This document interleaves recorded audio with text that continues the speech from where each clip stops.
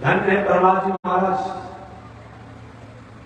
राक्षस कुल में, दैत्य कुल में जन्म लेने के बाद भी भगवान की भक्ति, भगवान की शरणागति, भगवान की प्रपत्ति, भगवान की उपासना अपूर्ण है। भगवान किसी व्यक्ति के नहीं है, किसी पंथ के नहीं है, किसी विचार के नहीं है, किसी देश के नहीं है। सर्व देश दिशा काले शुभ्याहत पराक्रमा रामानुजाद्य दिव्याज्ञा वरदताम अभिवदता।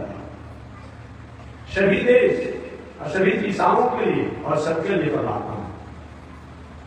भगवान ये नहीं कहने गए कि मैं देवताओं के साथ रहता हूं, भक्तों के साथ रहता हूं, ऋषियों के साथ रहता हूं तो प्रहलाद के साथ नहीं रहूंगा, ऐसा नहीं था।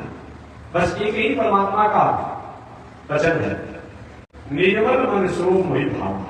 बस एक निर्मल मन से खान पान रहन सहन उठन बैठन अगर पवित्र हो, शायद कोई भी।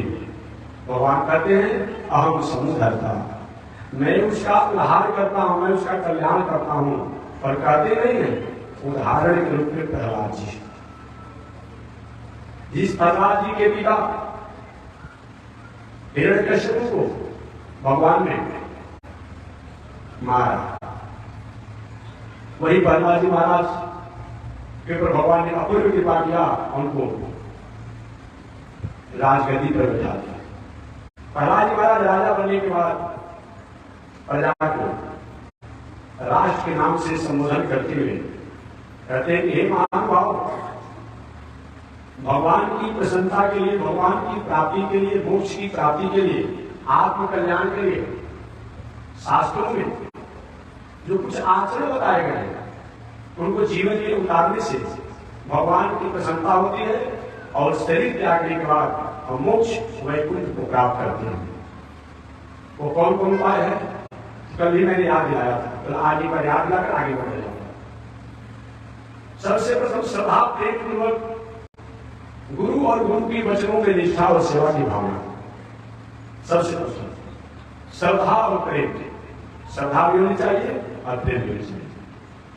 दूसरा, प्रत्येक वस्तु को परमात्मा को समर्पण करके तब उस वस्तु को उपयोग में लेंगे। दूसरा उपाय बताया गया। तीसरा, भगवान के भक्तों से भी प्रेम करना चाहिए। भगवान से तो प्रेम करें, भगवान के भक्तों से भी प्रेम करिए।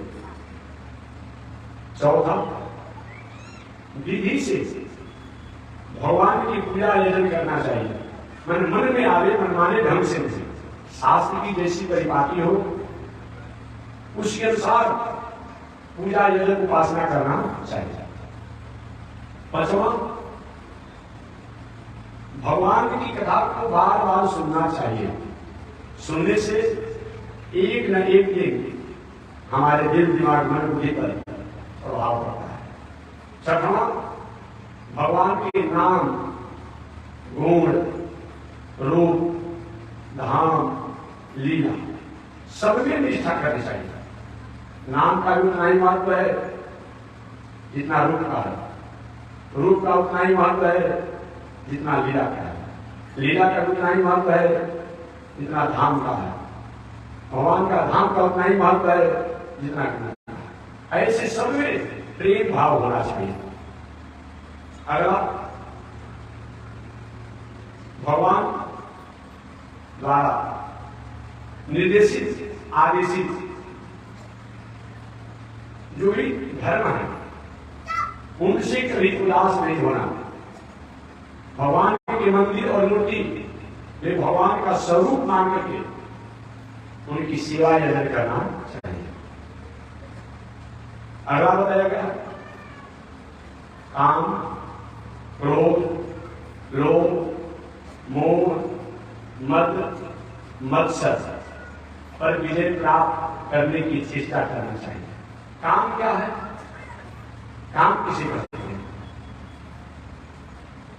अगर आप गृहस्थ आश्रम में हैं, परिवार पत्नी के साथ हैं, वैवाहिक मर्यादा को आपने स्वीकार किया है तो अपनी पत्नी के साथ मर्यादा में रहते हुए दुनिया में जो भी नारियां हो, स्त्रियां हो, उनके प्रति आदर की भावना, आदरणीय भावना होना, संभव हो तो माता के समान भावना होना, ये क्या है? काम पर विजय प्राप्त करना है।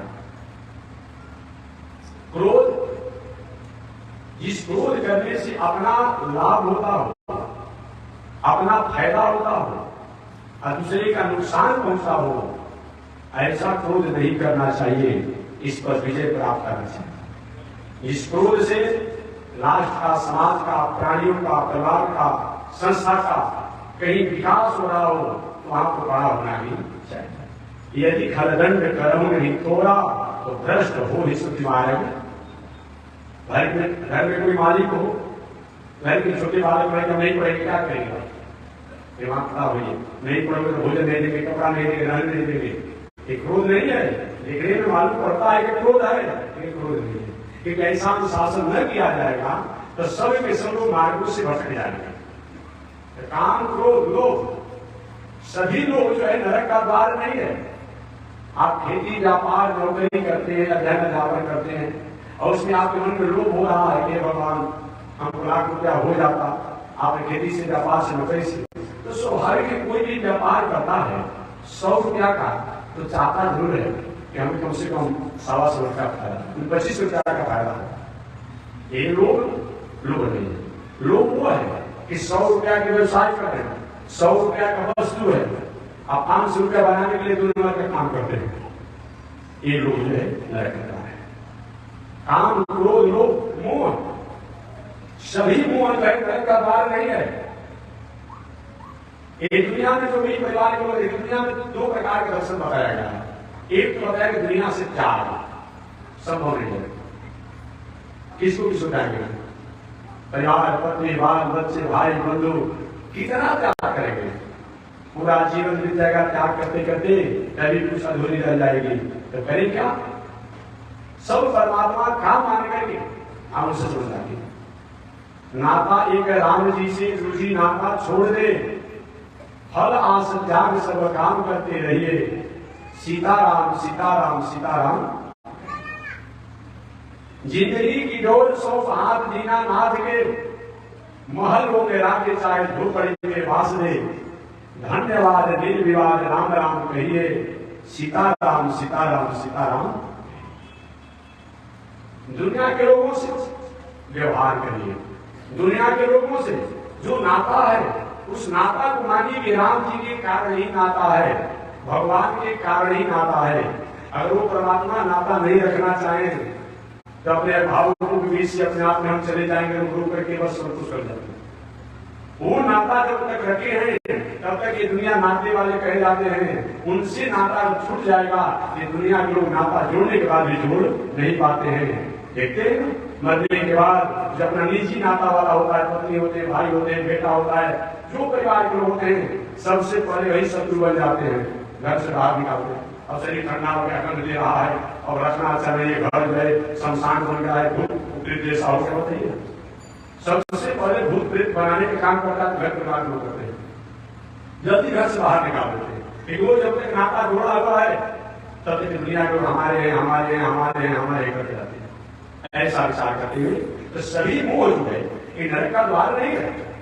इस मोह में लोग परमात्मा हमारे, हम परमात्मा के हैं, उनके कारण ये दुनिया के लोग हैं। तो अच्छा मद मन अब व्यक्ति का इस व्यक्ति को मद हो गया। मद तो नरक को देने वाला है, लेकिन जिस मद में हो कभी भी विचित्र मार्गों की तरफ नहीं जाएंगे, अपने जीवन को भटकने नहीं देंगे।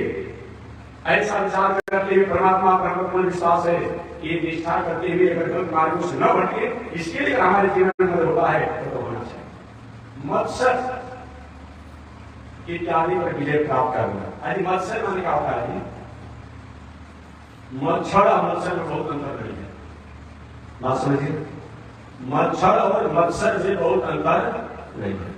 मच्छर जो है बाहर डंक लगाता है, इस मच्छर से बचने के लिए तो मच्छरदानी का प्रयोग कर लिया जाएगा, कछुआ छात्र का प्रयोग कर लिया जाएगा, दवाई जो है और कुछ लिक्विड का प्रयोग करके इस दुनिया वाले मच्छर से बचा जा सकता है, लेकिन एक मच्छर है जो हमेशा हमारे भीतर जो डंक मारते रहता है, इसको द्वेष कहते हैं।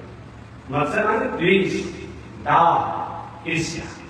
एक साथ ये दो आदमी हम लोग थे, ये मेरा मित्र था, इतना ही बड़ा आदमी बन गया, इतना ही आगे निकल गया। ये जो मत्सर बना हुआ है, ये जब तक से नहीं जाएगी तब तक से जीवन में शांति। इसे जीवन में चाहिए कि मत्सर पड़ता है। मच्छर को तो दूर करने के लिए औषधि और स्नानी का प्रयोग कीजिए। भीतर जो मच्छर बैठा हुआ है उसके लिए तो उसको सतपथ पर चल करके हटाइए। इस पर जब तक हम विजय प्राप्त नहीं करेंगे तब तक भगवान को प्रसन्नता नहीं होगी। आगे प्रहलाद जी महाराज ने कहा, हे मानव, इसके अलावा जीवन में बताया गया है कि सर्वत्र भगवान की सत्ता को मानना। मंदिर में परमात्मा है, बात सत्य है। मंदिर में परमात्मा है, सत्य बात है। लेकिन केवल मंदिर में ही ईश्वर नहीं होते। मंदिर में यदि ईश्वर होते तब प्रहलाद जी कब ईश्वर को प्राप्त करते। मंदिर में केवल परमात्मा होते, मीरा जी को विष पिलाया गया, सर्पों से डसवाया गया, आगे अच्छा कृष्ण। तो मानना चाहिए कि मंदिर में रहने वाले जो परमात्मा है, वैकुंठ में रहने वाले जो परमात्मा है, वो हमारे और मानवों में है। ऐसा विचार करके कहीं भी उपद्रव नहीं करना, इस तरह से जीवन जीना चाहिए। आगे ईश्वर भगवान को प्रसन्न करने के लिए मोक्ष प्राप्ति, मुक्ति प्राप्ति, वैकुंठ प्राप्ति के साधन बताए गए। श्री प्रहलाद जी महाराज कहते हैं, इन साधनों के अलावा 10 साधन को और अपने जीवन में अपनाना चाहिए। जो पहले बताया उसके अलावा 10 साधन और जीवन में अपनाना चाहिए। उसमें सबसे प्रथम बताया गया है मौन। मौन का मतलब मौनी बाबा बन जाइए, एक मतलब होता है। मौन माने मौनी बाबा नहीं, क्या रखेगा एक मौनी बाबा बड़े इशारे सब काम कर रहे हैं, नहीं। मौन का मतलब मौन आत्मनिग्रह। योग में भी पातंजल योग दर्शन में जहां पर अष्टांग योग की बात आती है, पातंजलि जी महाराज के योग दर्शन में, उस पातंजलि जी के योग दर्शन के अनुसार जहां अष्टांग योग की बात आती है, उन अष्टांग योग में भी मौन की बात आई है। तो वहां बताया गया है धृति क्षमा है, मौन आत्मनिग्रह, माने मौन आत्मनिग्रह। मौन का मतलब गलत कर्मों की तरफ कभी भी रुझान नहीं होना, कभी उत्सुकता नहीं होना, और अच्छे कर्मों से कभी चूक नहीं रहना। ये क्या है मौन है। अर्थात गलत कर्म हो, गलत व्यवहार हो, गलत संस्कार हो, गलत संगत हो, इत्यादि के प्रति रुझान नहीं होना, ये मौन है। ये मौन है। ये बात नहीं कि छुट्टा मुंह लगा लेना ही मौन होता है। ये सबसे प्रथम बताया गया है मौन। दूसरा ब्रह्मचर्य। ब्रह्मचर्य का मतलब क्या होगा, व्याख्या तो कितनी बार मैं कर चुका हूं। अगर एक अक्षरी कोश के अनुसार ब्रह्मचर्य की व्याख्या किया जाए तो ब्रह्मचर्य, ब्रह्म माने परमात्मा, ब्रह्म माने ईश्वर, ब्रह्म माने भगवान, ब्रह्म माने वेद, ब्रह्म माने शास्त्र, ब्रह्म माने सत्य, ब्रह्म माने सत्कर्म, पर जीवन चलना। तो जीवन को चलाना, इसी का नाम क्या है, ब्रह्मचर्य। अगले शब्दों में अगर ब्रह्मचर्य को परिभाषित किया जाए तो एक नारी ब्रह्मचारी मर्यादापूर्ण वैदिक परंपरानुसार विवाह करके अपनी पत्नी के साथ जीवन यापन करना, शेष दुनिया में नारियों के प्रति, माताओं के प्रति सदाचार और संयम से जीवन जीना, इसका नाम क्या है, ब्रह्मचर्य। तीसरा ब्रह्मचर्य का मतलब विवाह करके समय से पत्नी की मर्यादा में रह करके बाल बच्चे जब हो जाए, 50 वर्ष से ऊपर का उम्र हो जाए, 50 वर्ष से ऊपर का उम्र जब गिरने लगे, तो पत्नी के साथ केवल पूजा पाठ तपस्या साधना जो तीर्थ व्रत यज्ञ दान से ही जीवन पत्नी और अपना जीवन जीना, इसका भी नाम क्या है, चौथा ब्रह्मचर्य का मतलब पति की पत्नी हो, विवाह हुआ हो, बाल बच्चे हो, इन सबको परवस्ती की व्यवस्था की मर्यादा को सौंप करके पुत्रों को या जो भी अभिभावक हो और संन्यास में जीवन जीना, घर परिवार पत्नी किसी से संपर्क नहीं रखते हुए सदाचार से जीवन जीते हुए प्राणियों के मंगल की भावना में जीवन जीना, इसका विधान ब्रह्मचर्य। इस तरह से भगवान की प्रसन्नता का उपाय है ज्ञान। ज्ञान में जीवन होना चाहिए। ज्ञान किसे कहते हैं? उपनिषद की बात किया जाए तो उपनिषद दिया जाए कि इनके ज्ञान, वेद की बात किया जाए तो वेद में भी मुक्ति बताया गया है कि ज्ञान से ही मुक्ति होती है। उपनिषद में भी कहा गया है कि ज्ञान से ही मुक्ति होती है। ज्ञान का मतलब क्या होता है? केवल अपने बारे में जान लेना, केवल प्रकृति के बारे में जान लेना नहीं। ज्ञान का मतलब इस दुनिया का नियंता और नियामक कौन है उसके बारे में जानना, ब्रह्म के बारे में जानना, प्रकृति के बारे में जानना, माया के बारे में जानना, जीव के बारे में जानना, एक क्या है ज्ञान है। आज जानने के बाद अंत एक मानना कि प्रकृति हो व जीव हो व माया हो, एक किसके द्वारा नियंत्रित होता है, उनमें जाकर के अपने दिल दिमाग में बुद्धि को उसमें लय कर देना, इसका नाम क्या है? तब में जीवन जीना चाहिए, मोक्ष के साधन है। तब मैंने त्याग माए। अगर एक दो वस्तुओं से काम चल रहे हो उसी में चलाना चाहिए। आयासी विलासी जीवन नहीं जीना, भोग वादिता में जीवन नहीं जीना। वांछित इच्छाएं अनंत है, कितना पूर्ति करेंगे? पूर्ति हो पाएगा? आप संसार के साधनों का उपयोग करें, संसार के संसाधनों का उपयोग करें, जितना में हमारा जीवन चल जाए उतना ही करें। एक घड़ी से काम चलता हो, एक वस्त्र से काम चलता हो, एक गाड़ी से काम चलता हो, उसमें चला लीजिए। माने कम से कम जीवन में अपने साधन और संसाधन का उपयोग करना और जीवन जीना, ये क्या है? इसी का नाम तप है। उसके बाद अब समय से करिए, काशी करिए, रामनवमी करिए, ये जन्माष्टमी कीजिए, लेकिन ये हो वो नहीं हो। अब एकादशी का दिन है, अब दिन भर 6 भारी कपड़ा बदल, क्या मतलब होता है? क्या है एकादशी? किस बात का एकादशी? रामनवमी का समय है, अब दिन भर अपने ही में भगवान को कौन श्रृंगार कर अपने लगे हुए हैं। ये मतलब नहीं कहा राम का कपड़ा मत ले, महिला पिछला कपड़ा परिवार में नहीं कहा।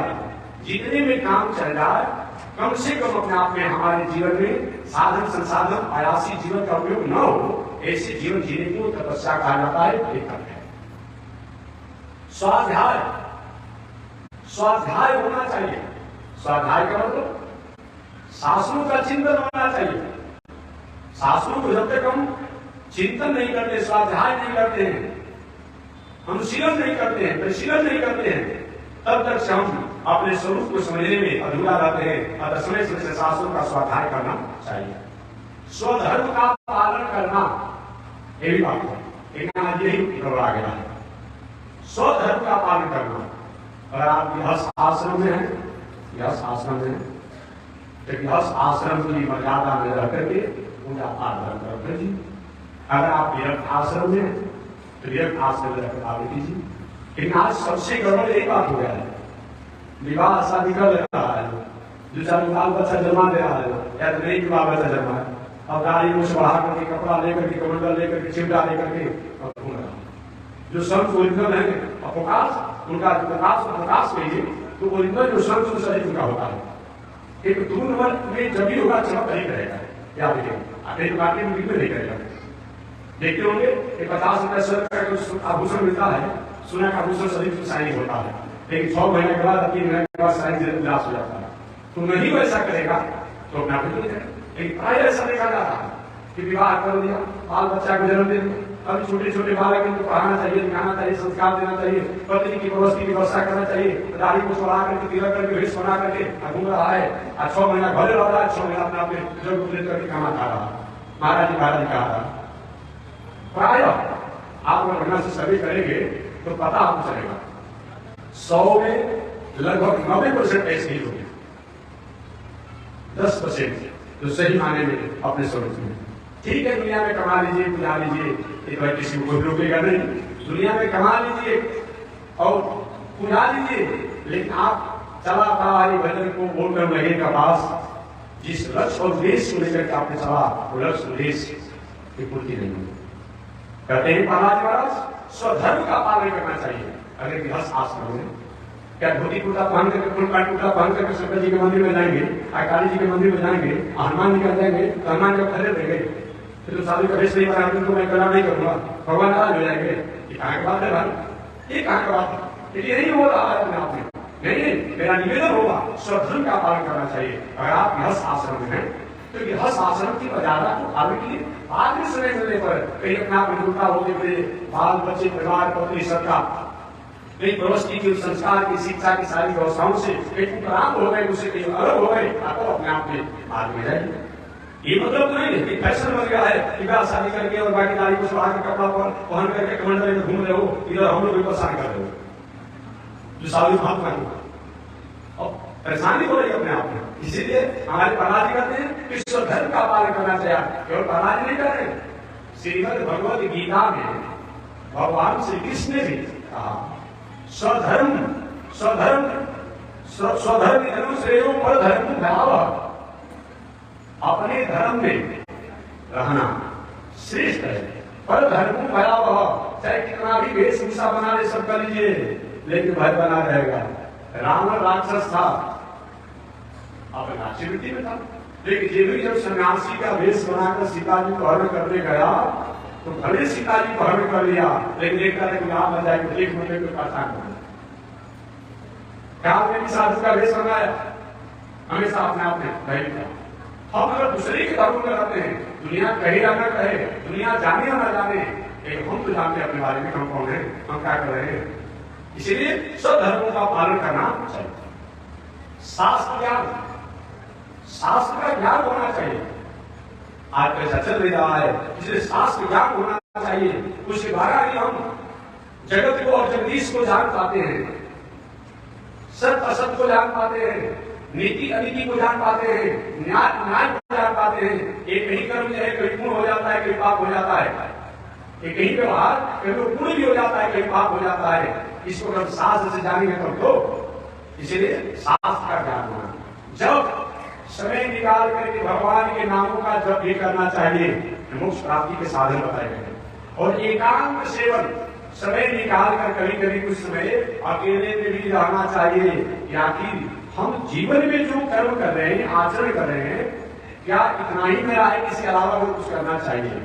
इसलिए एकांत सेवन होना चाहिए। और समाधि, समाधि की बात आती है। समाधि का मतलब क्या होता है? जहां जाकर के हमारी इंद्रियों का आज चंचलता रुक जाए, जहां पर बुद्धि की चंचलता रुक जाए, विवेक की चंचलता रुक जाए, मति की चंचलता रुक जाए, उसी का नाम है समाधि। समाधि, सम माने सम हो जाना, सम माने सम हो जाना, अर्थात वहीं पर रुक जाना। कहते हैं कि नदी का पानी सम हो गया है, माने कहीं तरंगे नहीं अपने आप में। तो समाधि हमारा इंद्रियों की चंचलता जो है, बुद्धि की चंचलता जो है, जहां रुक जाए, अर्थात एक जगह जाकर ठीक जाए, लय हो जाए, लीन हो जाए, उसी का नाम क्या है? इस तरीका से इन 10 साधनों का जीवन में आचरण करने से परमात्मा की प्रसन्नता और मोक्ष प्राप्ति के साधन हमारे प्रहलाद जी महाराज ने बताया।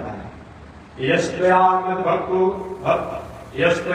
मद भक्त युक्तो मंदयो जगदीश्वर। ऐसा जान करके जो धीर पुरुष और वीर पुरुष होता है, वो हमेशा हमेशा अपने आप में उन परमात्मा की स्थिति में बना रहता है। प्रहलाद महाराज आगे उपदेश देते हुए कहते हैं कि हे मानवाओं, परमात्मा को प्रसन्न करने के लिए, भगवान को प्रसन्न करने के लिए किसी प्रकार की कोई क्वालिफिकेशन और क्वालिटी की आवश्यकता नहीं है।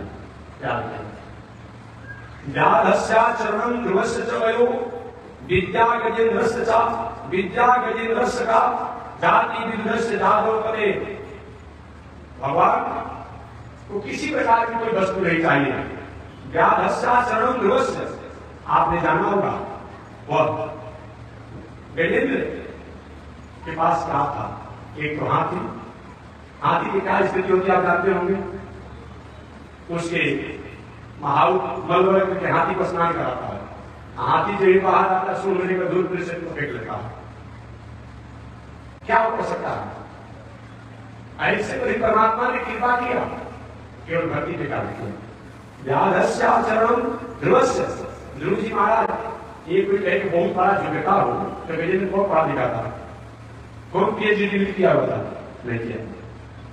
और एक आए भगवान कहीं बहुत बड़े उम्र वाले होते हैं वहीं पर कृपा करते हैं, तो ध्रुव जी महाराज को 5-6 वर्ष करते कृपा किया। व्याधस्याचरणम ध्रुवस्य च वयो विद्या के लिए नृस्य था। और एक आ जाए भगवान कुल खंडान देखते होंगे, कुल खंडान की बात किया जाए तो विदुर जी महाराज उदासी पुत्र थे, भगवान ने कृपा किया। एक आया कि पौरुष, अरे भगवान प्रसन्न होते हैं, जो हटा कटा पचास साल का 10 मिनट का हो अपने भगवान उसी भगवान प्रसन्न होते हैं। उन जादू के पास क्या था जी, पलायन हो चुके थे, भगवान ने कृपा किया। एक आया बहुत सुंदर कोई हो, उसी पर भगवान प्रसन्न होते हैं। कुब्जा या की मुदत रूप मलिगम, कुब्जा का कौन सा रूप सुंदर था? 3 अंगों से चढ़ी थी, तेरी भगवान ने उस पर कृपा किया। एक आया कि कई धन संपत्ति जिसके पास हो उसी पर भगवान प्रसन्न होते हैं। तब सुदामनु धनम, सुदामा जी के पास कौन सा धन था?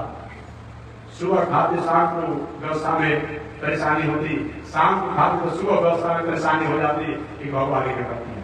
तब सुदामनु धनम, तब ये पूछा जाए कि आखिर भगवान प्रसन्न कैसे होते हैं? तो अंतिम यही निर्णय है कि एकमात्र भक्त्या तुष्यति केवलम दया भक्ति प्रियो माधव, भक्त्या तुष्यति, एकमात्र भगवान अगर प्रसन्न कहीं होते हैं तो भक्ति के द्वारा ही प्रसन्नता को प्राप्त करते हैं। दया भक्ति प्रियो माधव, वो माधव भक्ति के द्वारा ही प्रसन्न होते।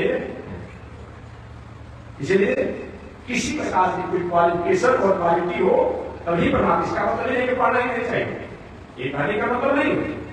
कभी भी कहीं भी शास्त्रों में ऐसे वाक्य आते हो तो विधि वाक्य को, श्रेष्ठ वाक्य को त्यागने में नहीं है, उसको अपमान करने में नहीं है। हालांकि आप इसी के शब्दों को नहीं समझ करके कुछ लोग शास्त्रों को उल्टा कर देते हैं। महाराज ने क्या हुआ है, कली में केवल राम आधारा असुमिज सुमिज नरमुतर हूं कहते हो ना, महाराज कली में लिखा नाम लेने से।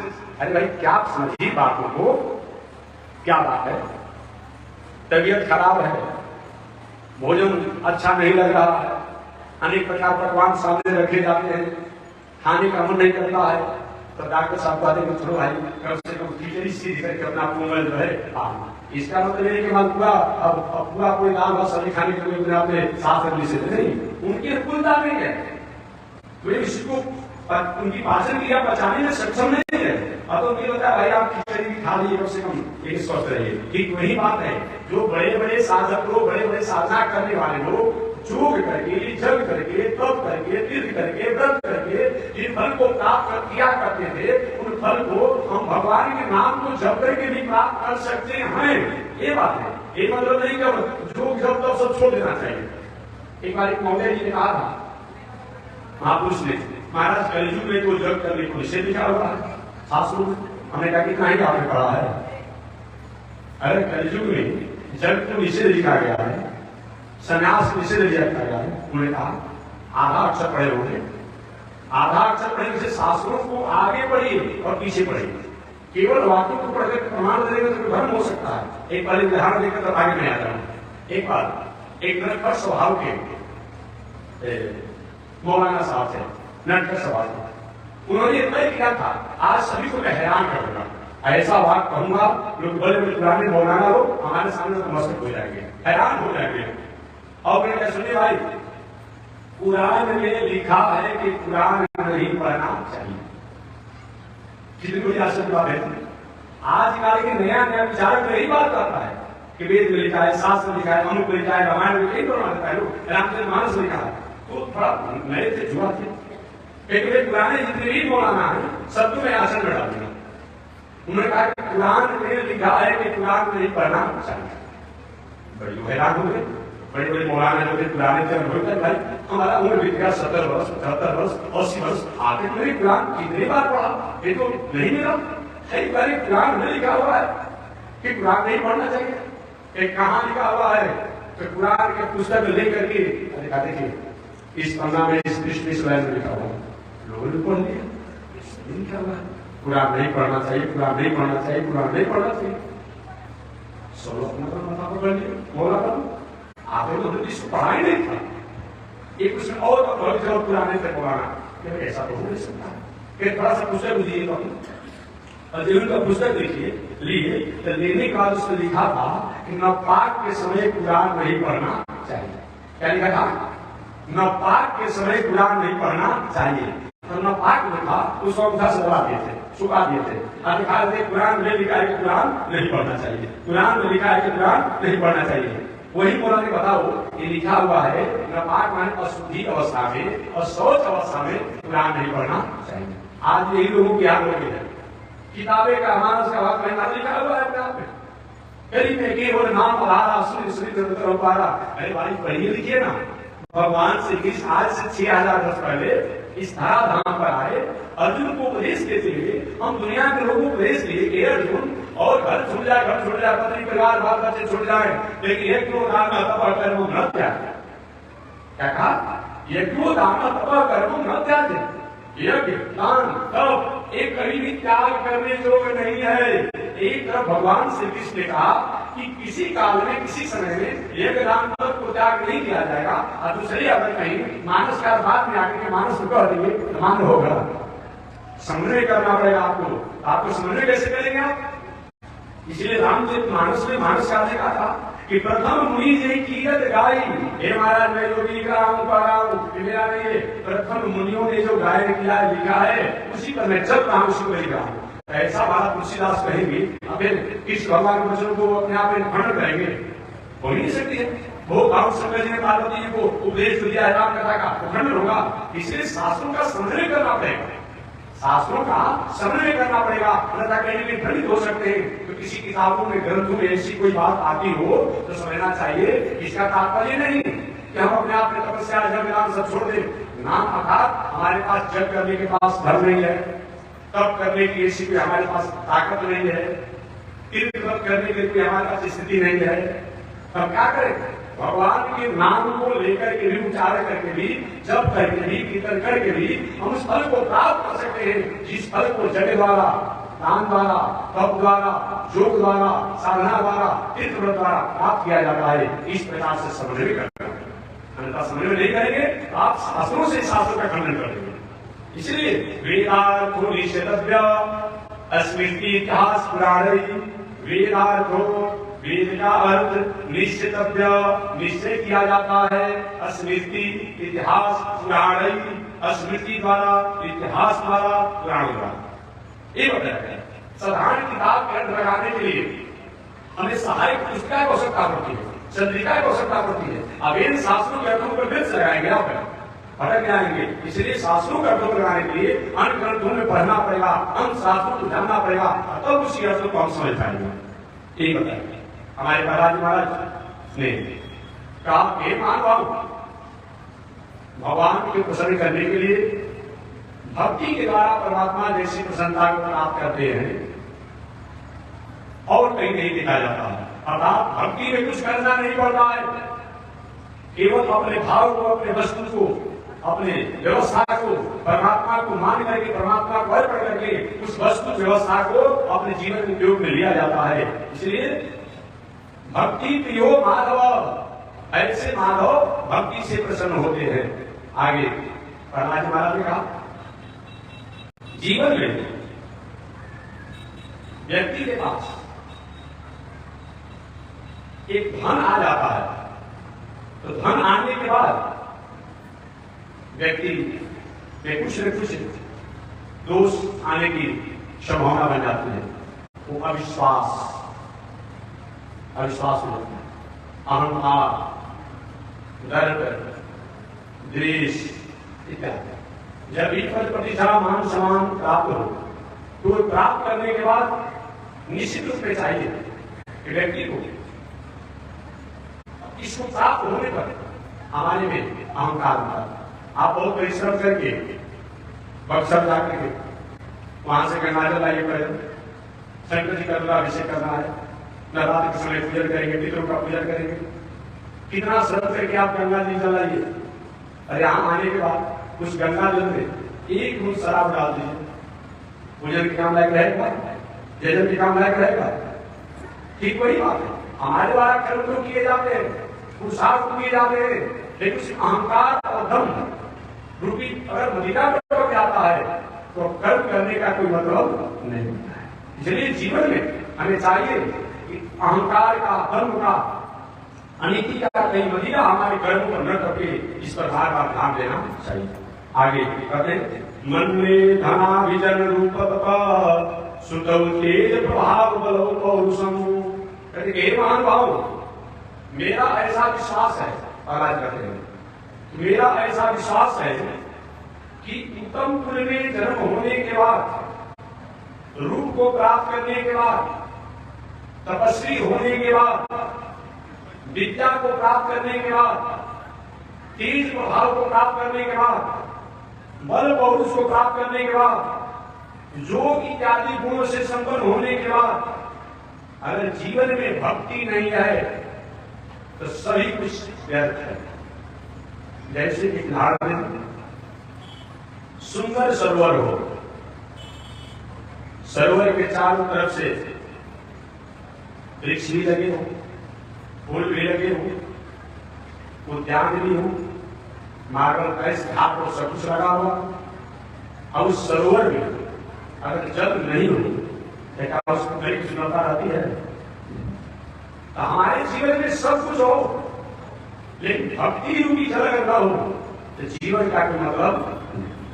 दूसरा उदाहरण, कोई स्त्री या पुरुष श्रृंगार से संपन्न हो, सभी प्रकार का श्रृंगार, लेकिन वस्त्र अभाव हो, वो श्रृंगार कैसा लगेगा? आप समझ लीजिए, कैसा लगेगा? सभी प्रकार का श्रृंगार किया होगा, सोना चांदी आंख नाक जो भी जहां काम जहां जो श्रृंगार करना हो, हाथ से लेकर पैर से लेकर, लेकिन वस्त्र अभाव हो, वस्त्र का अभाव हो, चाहे वह स्त्री हो पुरुष हो, कैसा लगेगा? इसलिए जीवन में भक्ति अगर नहीं है तो जीवन का कोई मतलब नहीं है। भक्ति के बल पर ही सबरी ने परमात्मा को प्राप्त किया, भक्ति के द्वारा। और सबरी के पास क्या था? वह सबरी वृद्धावस्था को प्राप्त किया था, लेकिन गुरु जी ने कहा था, सरभंग ऋषि कहते कि सबरी तू राम राम कर, तेरे घर राम आएंगे। भगवान श्री राम जंगलों में घूम रहे थे, छोटे छोटे ऋषि कुमार जाकर सबरी मैया से, सबरी मैया अरे जिन्हें राम के लिए तुम रात दिन ध्यान चिंतन करती हो, भजन करती हो, तो राम के ऋषि के आश्रम पर जंगल में आए, चलो दर्शन कर लो। सबरी ने कहा देखिए मैं जा तो सकती हूँ, जा सकती, लेकिन मेरे गुरु जी ने कहा है कि सबरी तुम राम राम कह, तेरे घर राम आएंगे।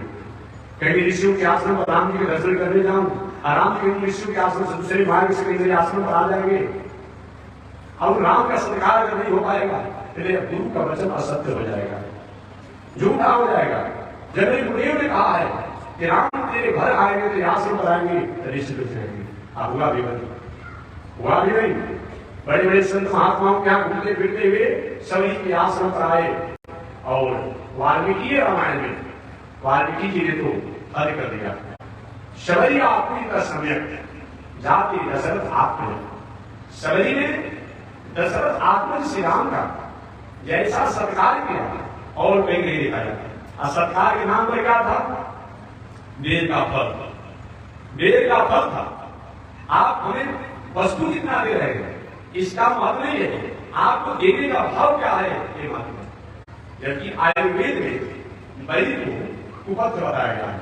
आयुर्वेद जो पढ़े लिखे होंगे जानते होंगे, कुपथम बदरी फलम आयुर्वेद है। कैसे है? कुपथम बदरी फलम।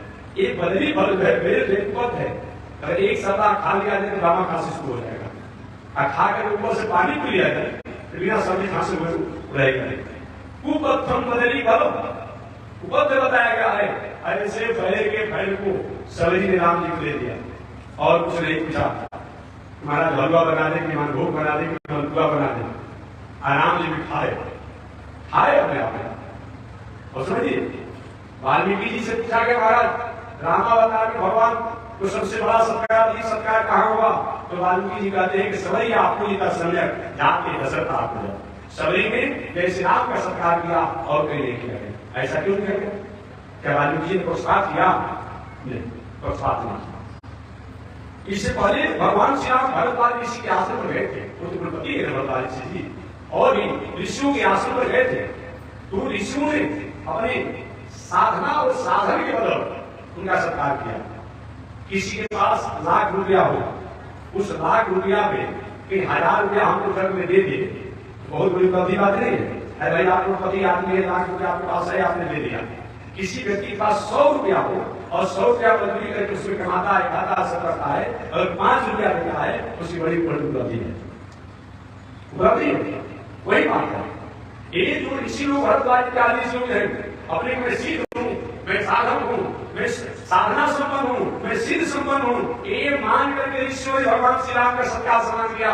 लेकिन सबरी ने ये नहीं माना कि मैं साधना और साधन संपन्न हूँ। याद रखिए बातों, साधना से संपन्न और सिद्ध से संपन्न जो लोग होते हैं, उन दोनों लोग बताया गया है। भक्ति से संपन्न जो व्यक्ति होता है, भक्ति के साधना से संपन्न होता है, उसके सामने उनको नीचा होना पड़ता है। बहुत से लोग सेवा सत्कार किए, लेकिन सबरी ने न अपनी साधना दिखाया, न सिद्धि दिखाया। ये भी बात नहीं कि सिद्धि नहीं दूसरी बात नहीं, ध्यान दें, ये भी बात आप नहीं कर सकते हैं। अब हमको समय का काल बस एक मिनट बस करके पानी में आने दूंगा। सबरी के पास बात नहीं कर सकते। आपने सुना होगा, कथा पढ़ा होगा, वाल्मीकि रामायण, ये संस्कृत के रामायण, ये संस्कृत रामायण, वाल्मीकि रामायण, आध्यात्म रामायण, काकभूषणी रामायण, लोमस रामायण, जो वशिष्ठ रामायण, ये सब संस्कृत के रामायण, इन सभी रामायण में लिखा हुआ है। भगवान श्री राम जब सबरी के आश्रम पर आए, तो आश्रम पर आने के बाद सबरी माता से पूछे कि सबरी, ये सरोवर के जल लाल क्यों है? सरोवर के जल लाल क्यों है? खून जैसा लाल होता है, पीठ जैसा, अपने आप से बदबू आ रही है, ऐसा क्यों जल है? सबरी माता बोलने लगी, प्रभु आप सरोवर तो होकर भी हमसे जानना चाहते हैं? तो बता रहे हैं, मेरे गुरुदेव ने सरोवर के जल को साफ दे दिया, जिसके कारण एक खून पीप के समान इसमें से दुर्गंध आते। इसमें पंछी से लेकर चिड़िया से लेकर कोई भी इस जल को छूता तक नहीं है, पीने के बाद अलग गंध आता है। ऐसा क्यों? बदल इसलिए क्यों साफ दे दिया? सबरी ने बताइए। एक बार कुछ इस साल ऋषियों ने मेरे गुरुदेव मदन ऋषि की साधना से ईर्ष्या करके उनको झूठा कलंक लगा दिया, और झूठा जो कलंक लगा दिया, मेरे गुरुदेव ने कहा कि सही में मैंने अपने जीवन की दिनचर्या में कहीं विफल नहीं हुआ हूं, और मुझे पर कलंक लगाया गया हो, इस सरोवर का जल जो है वो पीप और दूध जैसा है। वही बोले भगवान श्री राम ने कहा, इसको तुम निर्मल कर दो, निर्मल कर दो। सबरी जो लेकर मेरे पास आग ऐसी पात्रता है जो इस जल को निर्मल कर दूं। देखिए, परमात्मा का एक नाम है अमानी मान रख। अपना मान होते दूसरे को मान दे देते हैं, अमानी मान रख। भगवान ने कहा कि इसको निर्मल कर दूं। सभी कहे हमारे पास प्रभु इस योग्यता कहां क्षमता, लेकिन तुम चाहोगी तो हो सकता है। उसने प्रार्थना की भगवान श्री राम से, प्रभु आप इसको निर्मल कर दीजिए। भगवान ने कहा, नहीं माता, तुम्हारे द्वारा निर्मल होगा, तुम्हारे द्वारा निर्मल होगा। दुनिया के लोग जानते हैं कि बक्सर के अहिरौली में गौतम ऋषि की पत्नी अहल्या को राम जी ने तार दिया। दुनिया के लोग जानते हैं, ये भी लोग जाने कि राम की भक्ता जो है वो भी कहीं राम के चरणों से इसका चरण कम नहीं है, भी तारने में सक्षम है कि माता तुम भी इस नदी का उद्धार कर दो, इस सरोवर को उद्धार कर दो। भगवान श्री राम ने कहा, तुम अपने पैरों का स्पर्श करो ना। आज सही में भगवान की आज्ञा भाग करके सबरी में जीवित सरोवर में पैरों का स्पर्श किया, वो सरोवर का जल निर्मल हो गया। उसके बाद उस जल को पीने लगे, पवित्र हो गया अपने आप को। ये है अपना परमात्मा। आप बड़े आदमी हैं, आप दूसरों को भी बढ़ाइए, ये कहने का ताकत है। और उसी समय से और सुनिए, सबरी का अपना कहा सारा दुनिया जान गया, सारा दुनिया जान गया। यही परमात्मा होते हैं। परमात्मा कोई वैसी नहीं, सबरी कौन बेचारी इतना पढ़ लिखी थी, किसी तरह से जीवन यापन करती थी, लेकिन परमात्मा कहते मेरा एक ही है जो भक्ति से सफल होता है, चाहे कोई भी होगा वो व्यक्ति को मैं त्याग नहीं करता हूँ। इसी बात को महाराज महाराज कहते हैं कि एकमात्र परमात्मा की प्रसन्नता जो होती है वो भक्ति के द्वारा होती है। उदाहरण के रूप में मैंने अनेक उदाहरण दिया, बस इसी के साथ मैं आज वाणी को विराम दे रहा हूँ। शेष चर्चा अगले दिन की जाएगी कि प्रहलाद जी महाराज ने मानव धर्म क्या बताया, स्त्री का धर्म क्या है, पुरुष का धर्म क्या है, संत का धर्म क्या है, सन्यासी का धर्म क्या है, सबका अलग अलग धर्म बताया, जिसके बारे में शेष चर्चा में अगले दिन होगा। आज इसी के साथ वाणी विराम।